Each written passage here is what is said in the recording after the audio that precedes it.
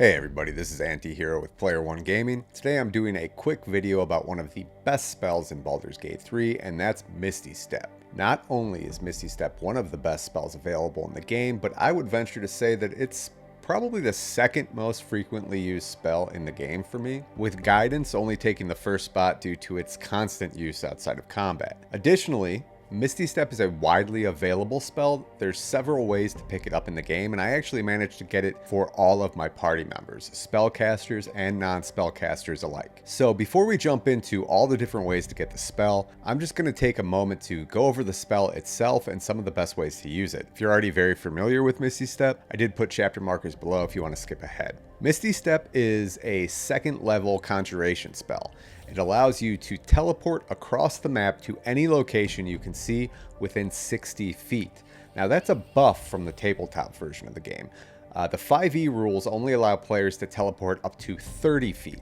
Doubling the distance makes a great spell even better, allowing you to get pretty much anywhere on the map you need to go. Even if you normally couldn't walk there, like you can get through windows and jail cell doors, just so long as you can see it. If your line of sight is not being blocked, you can go there. And maybe the best part about it, casting Misty Step only requires the use of a bonus action, allowing you to still use your action to attack or do anything else that you may need to do. Now, every style of character can make use of this spell.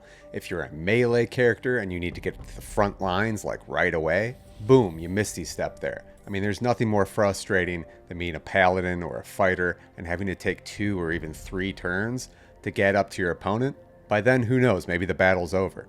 Ranged fighters can also make really good use of it by getting high ground immediately.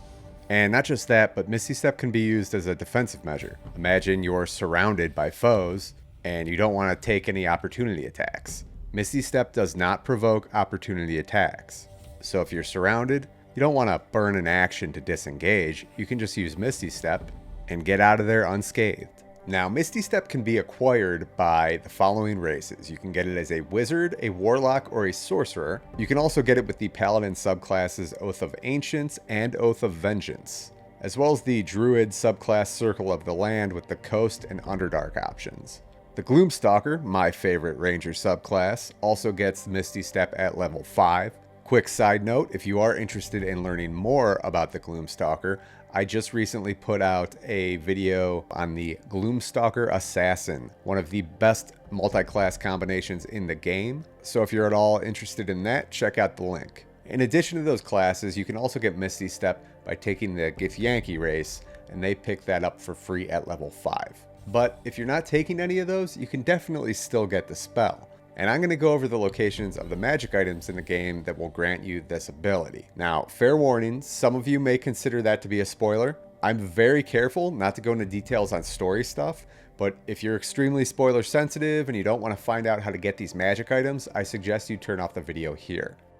Okay, so in Baldur's Gate 3, there are 2 amulets and 2 boots that can give you Misty Step. And 3 of the 4 of them are available in Act 1. The first amulet is available in the Defiled Temple, which is inside the Goblin Hideout. There's a room there that's being occupied by an ogre. How you deal with this ogre is up to you, but once you have, you'll be able to get into a room with a gilded chest in the back, and it's here that you'll find the amulet of Misty Step. Now, the second amulet is available in the Underdark. It needs a little bit more legwork in order to gain access to it. You can purchase the amulet from a friendly Illithid.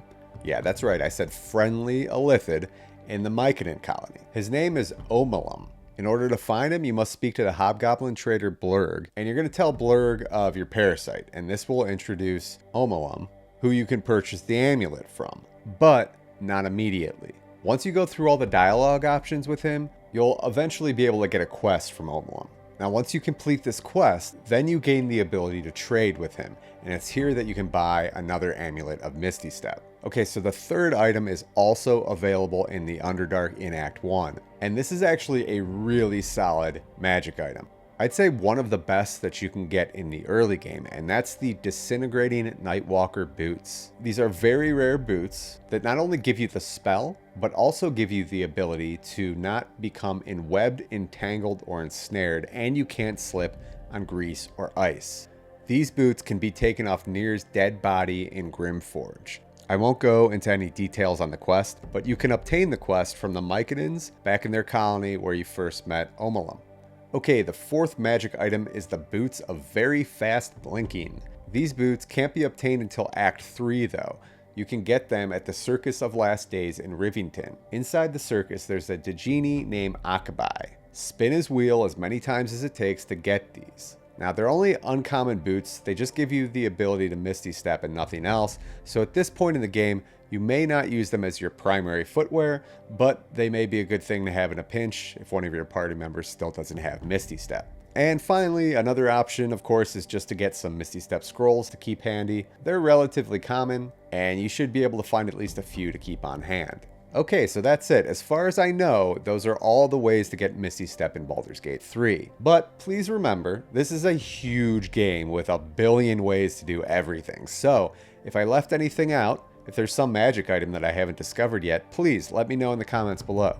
I hope you enjoyed the video. I'm sure it'll have you Misty Stepping your way to victory in no time. If you'd like to see more gaming and specifically BG3 content, please hit the like and subscribe button. It really helps me out. Thanks, I do appreciate it everyone, and I will see you next time.